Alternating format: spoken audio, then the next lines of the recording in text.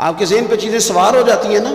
تو یہ جو مرد زیادہ رہتے ہیں نا عورتوں کے ساتھ، زیادہ وقت گزارتے ہیں، زیادہ داستانیں سنتے ہیں، ان میں وہ ساری چیزیں پیدا ہو جاتی ہیں. آپ نے ناراض نہیں ہونا، میں دعوے سے کہتا ہوں کہ جو جوان اپنی اماں کے اور ابا کے شکوے کرنے لگ جاتا ہے نا، اس نے 1.5 گھنٹہ باتیں سنی ہیں بیوی کی. ایسے مفت میں نہیں شکوے کر رہا، اس نے ہلکا ہلکا کہیں جی بھی کیا ہے. تو تب یہ ساری کہانیوں نے جنم لیا. آپ جس کی صحبت میں بیٹھیں گے اس کا کچھ نہ کچھ اثر ہے. بلکہ عارف رومی تو کہتے ہیں کہ شیر کے بچے کو بکریوں میں چھوڑ دو، بکری بن جائے گا. شیر کے بچے کو بکریوں میں چھوڑو، وہ بکری ہے. اس لیے کہ شیروں کی صحبت بندے کو شیر بناتی ہے. تو جب بیٹھنا ہی نہیں ہے، باتیں ہی سارا دن یہ والی سننی ہے، ہر وقت رہنا ہی اسی داستان میں، پھر کمزور باتیں، پھر اپنے ماضی کے دکھ، پھر پتہ نہیں کیا. آپ نے ناراض نہیں ہونا، میں بعض جوانوں کی باتیں سن کے میرا دل کرتا ہے کہ اسے کہوں یار تو کیا بات کر رہا ہے. اپنا قد دیکھ، تو اپنی عمر دیکھ، رب نے تجھے مرد بنایا ہے، تو کمال آدمی ہے، تو کھڑا ہو.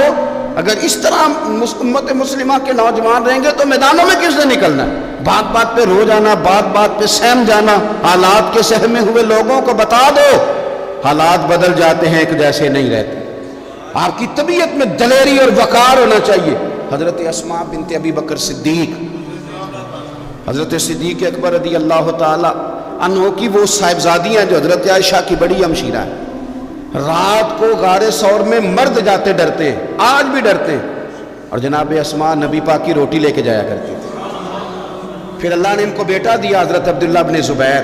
یہ حضور کی پھپھی کے نواسے، حضرت زبیر بن عوام عشرہ مبشرہ صحابی ہیں، ان کے بیٹے ہیں. اور یہ وہ خوش بخت جوان ہے جس کو گٹی نبی پاک نے اپنے لعاب دہن سے عطا فرمائی. یزیدی فوجوں کے خلاف امام حسین کے بعد جو آدمی باقاعدہ مرتب فوج کے ساتھ میدان میں آئے وہ حضرت عبداللہ ابن زبیر ہے. مرتب کر کے اپنا لشکر لے کے نکلے. حضرت اسماء بوڑھی ہو گئی تھی، 90 سال عمر تھی، نظر نہیں آتا تھا. حضرت عبداللہ ابن زبیر جب لڑے یزیدی فوجوں کے خلاف تو کچھ ساتھی شہید ہو گئے، کچھ کے قدم پیچھے ہٹ گئے. حضرت عبداللہ ابن زبیر ماں کے پاس آئے اور ماں سے آ کے کہتے ہیں اماں میرے کچھ ساتھی کمزور پڑ گئے، کچھ شہید ہو گئے، اور یہ بڑے سخت لوگوں کی فوج سے ہمارا مقابلہ ہے. تو اس وقت تیرے ساتھ کوئی خدمت گزار نہیں، میں تیرا اکیلا سہارا ہوں. ماں تو بتا میں کیا کروں، آگے جاؤں کہ واپس مڑوں. نابینا ہیں حضرت اسماء، عمر ہے 90 سال. بیٹے کی پشت پہ ہاتھ رکھ کے کہتی ہیں پتر پہلے یہ بتا کہ تو حق پہ ہے کہ نہیں، تو حق پہ ہے کہ نہیں. ان ماں کی گود میں اسلام پلا کرتا تھا، حق پہ ہے کہ نہیں. تو حضرت عبداللہ ابن زبیر کہنے لگے اماں میں حق میں ہوں. تو حضرت اسماء کہنے لگی پتر پھر میدان میں جا، اور میرا پتر ایک میرے ساتھ وعدہ کر، کوئی بھی تیر پشت پہ نہ کھانا، سارے سینے پہ کھا کے آنا.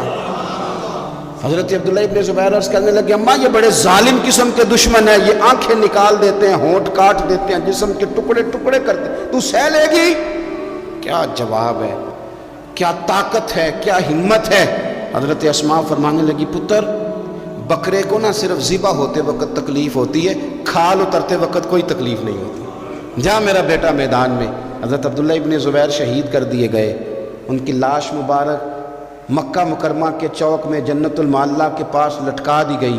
حجاج بن یوسف نے حضرت اسماء کو بلایا اور بلا کے کہنے لگا تجھے پتہ ہے تیرا بیٹا لٹکا ہوا ہے؟ فرمانے لگی ہاں مجھے پتہ ہے، یہ بچپن سے ہی شاہ سوار ہے، یہ گھوڑوں پہ رہنا ہی پسند کرتا تھا. اور پھر کیا جملہ کہا. حجاج کے لوگ کہتے ہیں یہ فوجوں میں اور تلواروں کی جھنکار میں کبھی نہیں کانپا تھا، پر حضرت اسماء جو نابینا ہیں ان کے جملوں نے نرزہ طاری کر دیا. فرمانے لگی حجاج میرا پتر لٹک گیا ہے، کہیں تیرے آگے جھکا تو نہیں نا؟ لٹک ہی گیا ہے، جھکا تو نہیں میرا پتر؟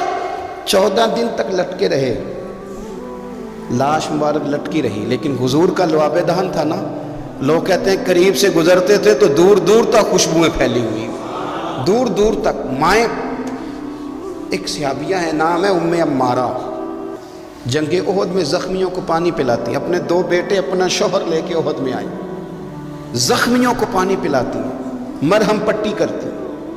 اچانک جنگ کا پاسا پلٹ گیا. وہ درے پہ جو لوگ حضور نے مقرر کیے تھے وہ غلط فہمی کی وجہ سے درہ چھوڑ گئے، حالات اور ہو گئے، عجیب سا ماحول ہو گیا. پھر یہ بھی افواہ پھیلا دی گئی کہ معاذ اللہ حضور شہید کر دیے گئے، لوگوں کے حوصلے بڑے اور رنگ اختیار کرنے لگے، حضور کے گرد تھوڑے سے لوگ رہ گئے۔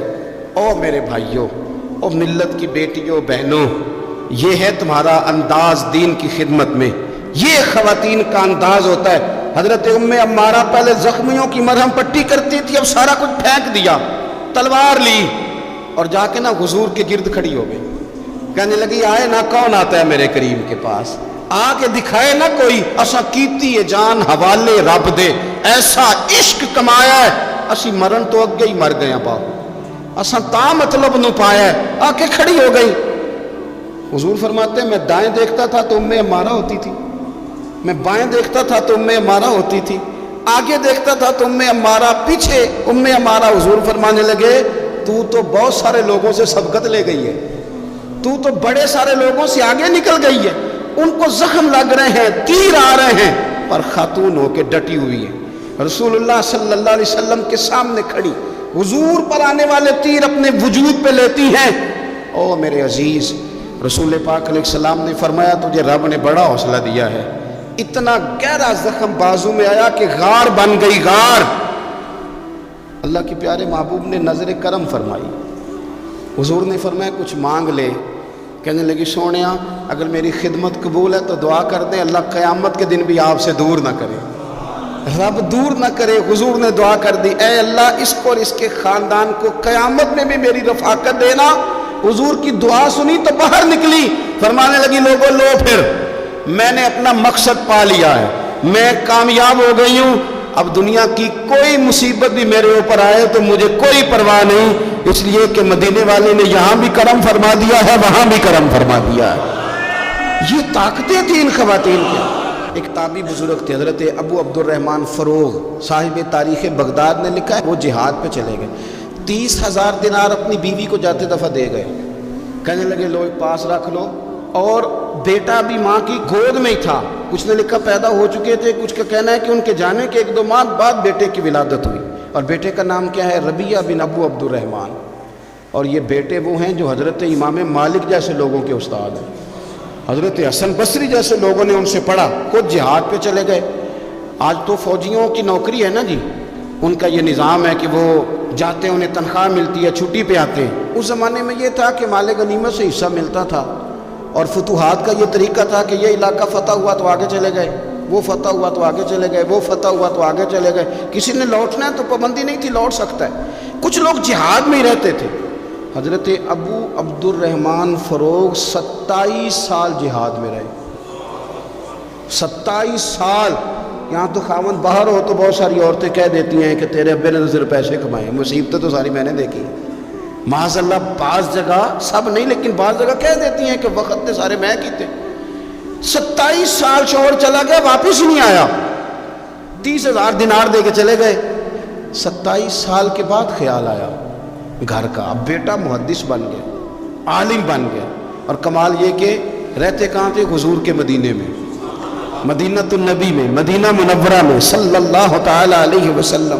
اور ان کے صاحبزادے حضرت ربیہ یہ مسجد نبی میں، حضور کی مسجد میں بیٹھ کے نبی پاک کی حدیث پڑھایا کرتے۔